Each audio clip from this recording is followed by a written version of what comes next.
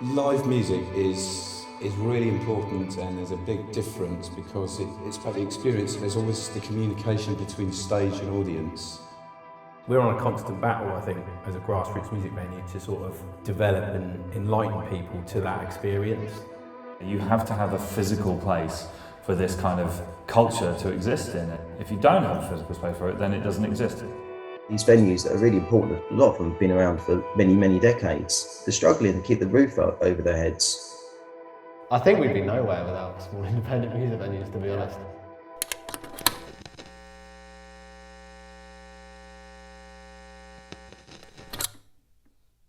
We've been here since 1994. I mean, the building itself dates back quite a bit before that. I think turn of the century, 1901 maybe.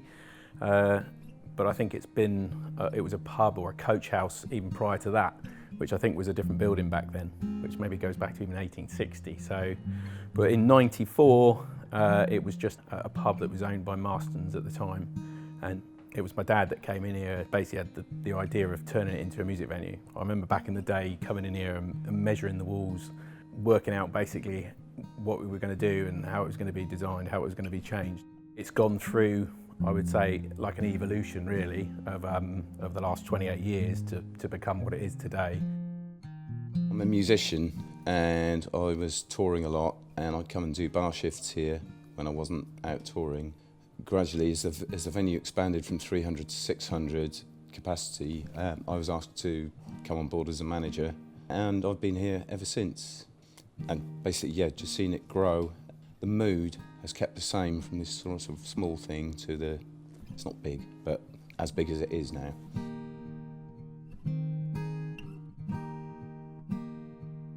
I would really struggle to put a number on the number of indie venues that I've played in my life, many, and certainly more rooms like this than any other type of room. Do you know what I mean? I've played bigger rooms, I've played big festivals and arenas and one or two stadiums in my time, but I've definitely done numerically a lot more of these kinds of shows and indeed gone to a lot more shows in this kind of space. So this is sort of definitely where my heart lies.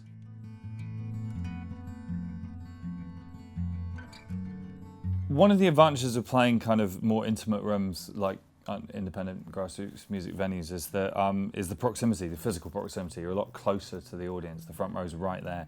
You can sweat on them. You can smell their breath when they sing back at you, or however you want to put it. In a way, one of the things that's harder when you graduate to playing bigger stages is trying to maintain that feeling, because generally speaking, most bands find their feet in smaller independent venues and then move to bigger places, and it can be a real struggle to take the feeling of a show that you build up in the smaller rooms onto a bigger stage. I think it's really important actually to have independent music venues in your plethora of places you play, because you end up playing some festivals and stuff that, I mean, they're really nice and you get like a large crowd, but if they're far away from home and stuff, you don't get the music fans come in the local place, and that's the people you're actually aiming to. If you can get the people make fans, who come in to like actually directly watch you or watch a band similar to your sort of style that you're supporting or working with, whatever, like all those different bands can each support each other and share their different types of music. And that crowd is way more likely to sort of get their phone out and follow you there on the spot, because regularly on Spotify, they're literally there to see a whatever. band. Whereas if you're at a food festival or you're at just any other festival, you're kind of there and music is secondary.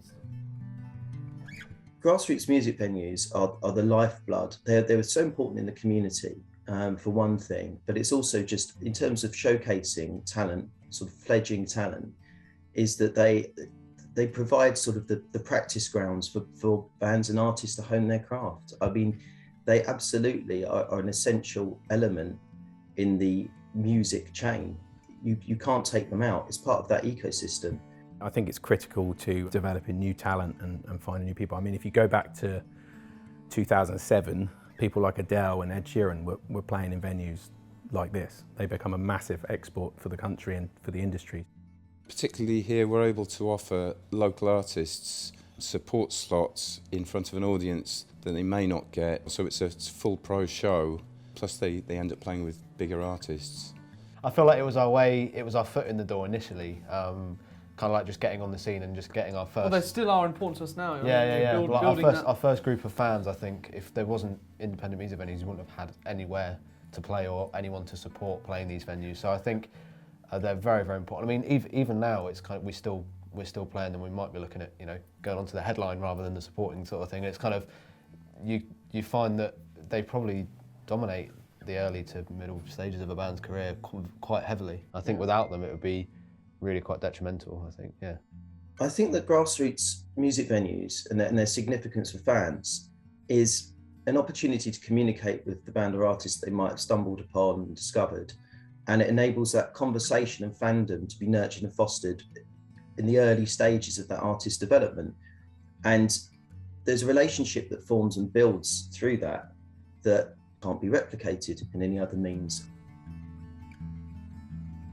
The biggest issues, I would say, for grassroots music venues pre-COVID, I mean, it's a long list, I would say. We work on relatively small margins, smaller than what probably people would expect us to work on. Issues around licensing, noise abatements. The only two revenue streams, or the main two revenue streams that we have ultimately, are ticket sales and bar sales. I think that most people in the sector know this, a surprising number of other people don't. Running an independent venue is almost always a labour of love. At the very least, it's not a way that anyone's going to become a millionaire, and there are people who sort of think that people who run venues are in it for the money, and it's like, if they were, they'd be idiots, because there's not a huge amount of money in this, even when it's going well. It's always a struggle to sell enough tickets to turn a profit. The whole country has been working on it by the skin of its teeth for years and years and years. As soon as COVID hit and the income stream dropped, there's nothing to rely on to sit back and think, oh, okay, we'll be okay for a few months. So I think when the pandemic hit, I don't think we thought it was going to be as bad as it really was. It was the 16th of March, I think, was our last show, and we pretty much got stopped in our tracks, I think, mainly by sort of just government announcements about it. I mean, the market just sort of hit a brick wall.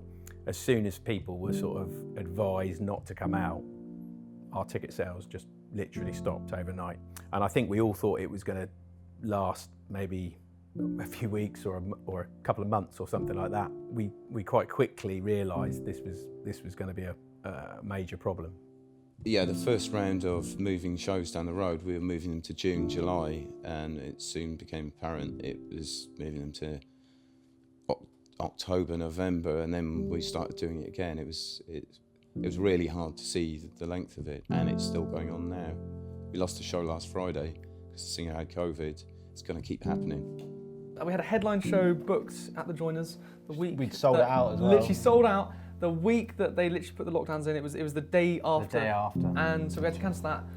Being honest, yeah, we lost a lot of momentum. It was quite soul destroying for us as well. Kind of we probably did a lot less than we should have, and we probably could have capitalised a little bit more on it and posted a lot more online. But we kind of was at the point of, well, we can't really do anything. We were, well, the whole world was in that point. Yeah, I mean, I was certainly really distraught that we couldn't do this gig because, it was our first sellout show that we were headlining, and it was like this massive thing really building up to it, and suddenly it was, oh, we just can't play it anymore, and we're like, oh. And then I kind of just went in a bit of a hole and was just like, oh, there's no point really doing anything. I literally remember talking to you guys and being like, yeah, we're doing this show no matter what, and we were so adamant that, like, even though COVID was spreading around, we were like, we're going to do it. Because at the time, like the 2 to 3 weeks leading up to it, people were cancelling it everywhere. We were like, no, we need to do this show. We need to do it. Huge for us.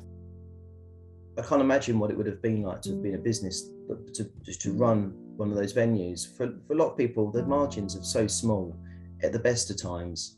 I mean, these people are putting really sort of passion before profit in many ways. They're really sort of doing the good work when it comes to culture and the arts.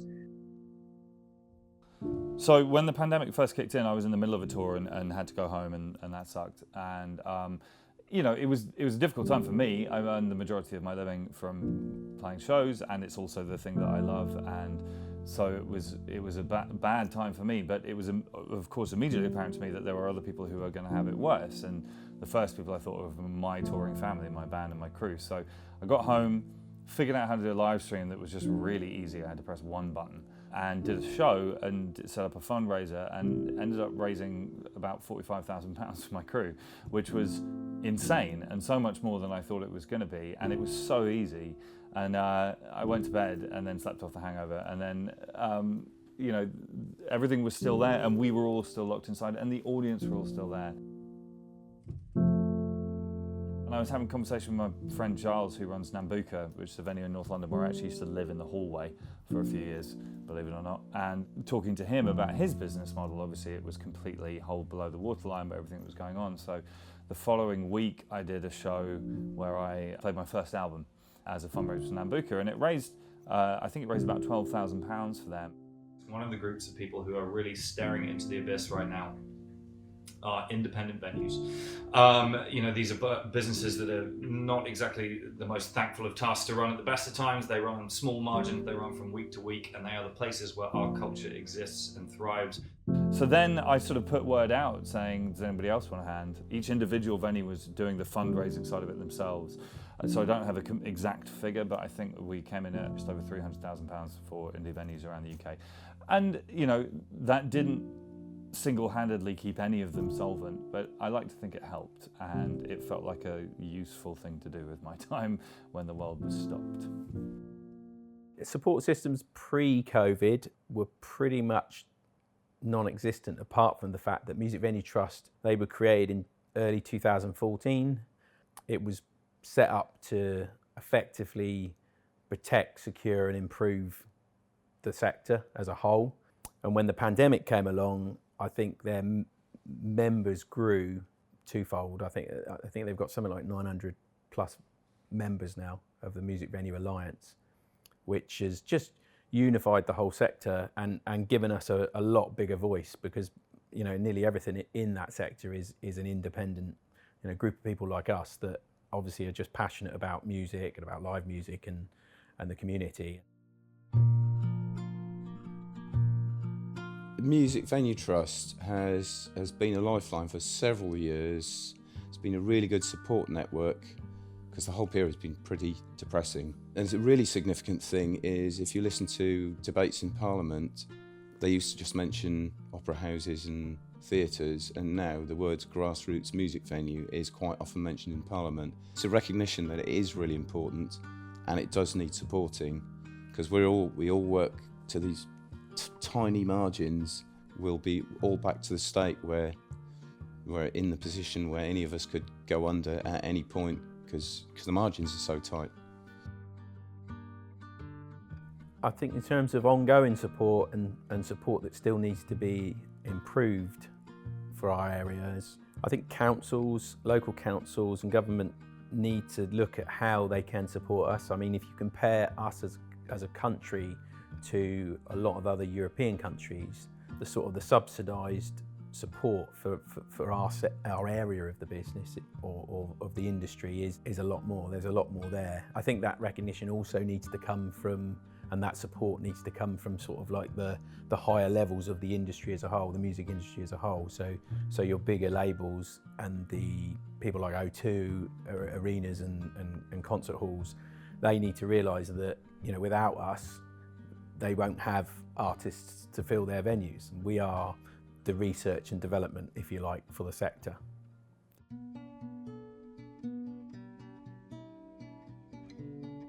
I've done so many Save the This or Save the That shows at venues over the years, and proud of them all I am too. But the thing I always say at the end of the show is, please don't make this the only time you come to this venue. The whole point of this is that you come again, so pick up the listings leaflet on the way out the door. You know, ultimately, you might see what goes on to become one of the biggest bands in the country early on. You might see one of the best bands ever who never become big. Even if you see a band you didn't enjoy, you might make some new friends, you're still effectively in a pub, and it's not going to destroy your bank account to be there, and you are going to be helping to support a culture that brings forth all of the music that this country has contributed to the world over the last 60, 70 years or whatever. Take a risk on something that you've not seen, not heard before. Often the best moments you will experience in this building are when something surprises you. Hopefully if we can encourage that culture a little, then that will help. Take a risk and buy a ticket, go and see a show. It's great.